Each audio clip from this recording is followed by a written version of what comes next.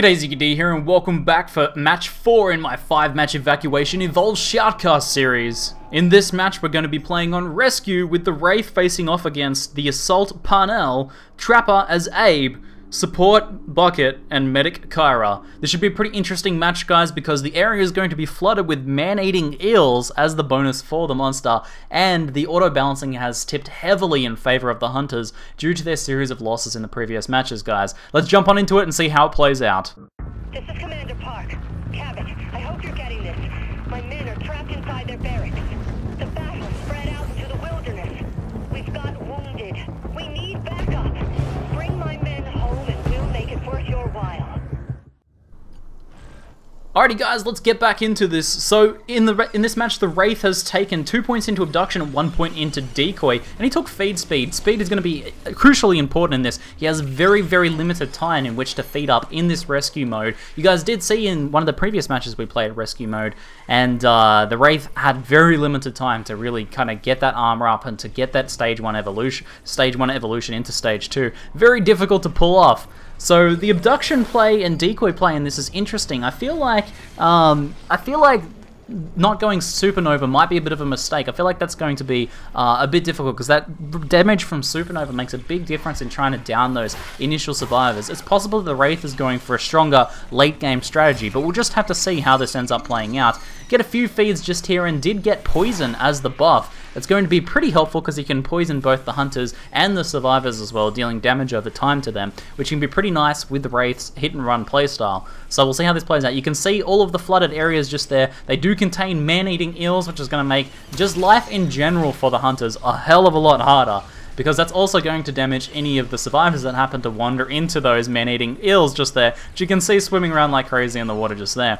So the first 2 survivors have come down. We have 40 seconds until evacuation. Wraith is going to grab a little bit more armor here. Ability cooldowns 50% faster. That could be very strong just here actually, because it's going to allow him to get more abductions, get more decoys, and with the short cooldown on decoy already, he's going to be able to get more of those off. Now one of the hunters, Abe, has the ability to put down 5 sentry turrets, and this is going to be very powerful in this matchup, I think, and this is going to be very important, because Abe can drop those turrets and really cordon off an area, really protect those survivors, and really secure that evacuation point most importantly. It looks like we can see on the distance there that one of the hunters, or the survivor, it looks like the survivor actually is down, possibly wandering into those man-eating eels, definitely causing life to be much more difficult for the hunters. Staging up just here into the second evolution, 1 more point into abduction and decoy, going with that same strategy. I'm going to be very interested to see exactly what the Wraith is planning to do with this sort of kit, with this sort of allocation of skill points, really focusing on the damage of the abduction and the decoys. So it'll be very interesting to see how this plays out.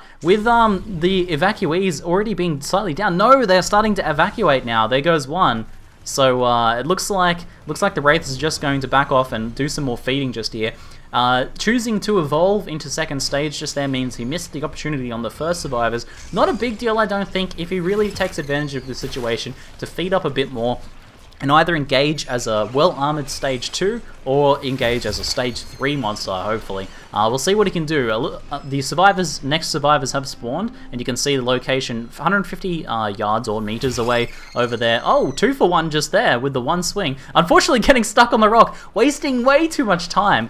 The Wraith has to be super fast in this. There's really no breathing room in this game mode. It's really, really fast-paced and snappy. You have to be able to think on your feet very well and react to changes and react to the positioning of the enemy hunters very, very quickly. So Wraith slithering along just here. The two survivors have been found by the hunters. There is a couple feeds just here, a little bit of quick dine and dash. He is fully armored up. I don't feel like he's going to be able to get another evolution here unless he sacrifices these evacuees though. However, we can see the assault is coming very close just there, but they are a little bit just spread up. Kyra healing the assault just there. Looks like they don't know the Wraith is here.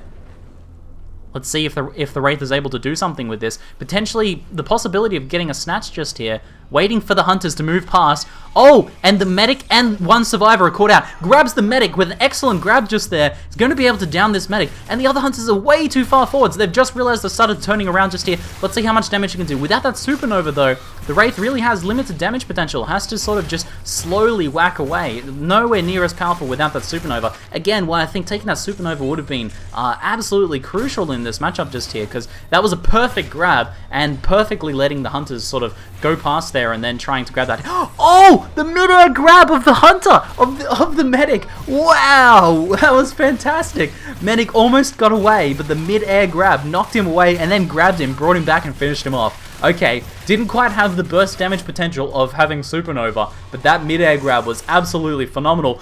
Whoa, okay, goes for the abduction there on Booker, but just misses. Abducting the Trapper just there would have been pretty nice, but didn't quite manage to. Missed, and because of the long range on that abduction, wastes a bunch of time just zooming all the way to a wall very far away just there. Looks like the Wraith has the jump on the next set of survivors. Those two survivors did get away. He did down the medic though, which is going to work very much against the hunters here. The reason being is that there's like all of those man-eating eels around, going to deal a lot of damage to the hunters, and without a medic to heal them up, they're going to have a really hard time engaging. Gets the first kill on the first survivor just there. Really good stuff. Getting into the survivors before the hunters are able to get there and res them initially means that he's going to be able to get some easy kills, and got that first easy kill. Grabbed the assault just there, but the assault has shielded up, and he does have the stasis grenade on top of him there. That's exactly where the Wraith doesn't want to engage. Goes for the dive in, tries to do a bit more damage, dealing a bit of damage on the survivor. Not quite enough to down him. He has plenty of armor though. This is a good opportunity for maybe just to get that kill and get out of there.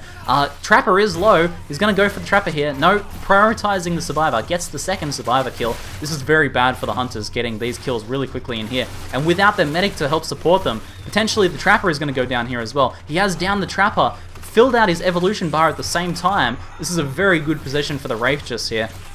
Gets that next survivor. The survivor has been resurrected, so it is dealing a little bit of damage to the Wraith and a little bit harder to kill, but he gets him down with no support from the hunters just now, with the Trapper being down and the other two hunters scattered, nowhere to be seen. An easy kill on that assault. You can hear those turrets just there, those sentry turrets grabbing, paying attention to the Wraith, but Abe hasn't had enough time to set up. It looks like probably heading over here. We have the assault just there, half health again, no healing. Oh, misses the abduction, very close. Either grabbing that survivor or the assault there would have been pretty good. Would have been able to do a little bit more damage to the assault before he got his shield off. One whack on the assault there, forcing him to use his shield. That's a very good play. Knocking him away, forcing him to use his shield cooldown, and then switching targets and going for the survivors. Extremely well played from the Wraith just there. Excellent play. And he's got these two survivors off by himself now. No hunter support really, just taking a little bit of light fire from the hunters at the moment. He's probably going to be able to get this survivor down. And with this, he's only going to need to get one more kill to finish this out, guys. Oh, this is going to come down to the wire here. The survivor is right on the evacuation point. The Wraith is speeding along, getting on top of the hill. It's going to come down to an abduction. Oh, blocked by the tree. Extremely close. No, if he had have got that, that would have been the win right there. No hunter support whatsoever. Wow, what? On the evacuation point and misses it. Holy crap, that finish. Wow, what a fast and intense game. And that finish right down to the wire there. Man, that does not get any closer than that. Literally, if he had have got that evacuation, that would have been the win right there. The Wraith loses the fourth match.